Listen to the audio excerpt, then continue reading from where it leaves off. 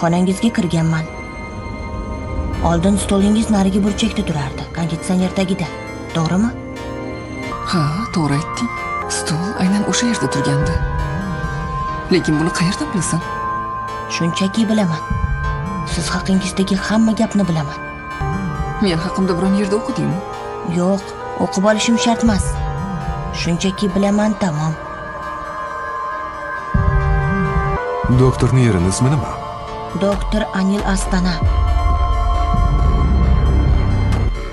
Unda aytchi, doktor Anil Astana hozir qayerdaligini bilasanmi? Ha?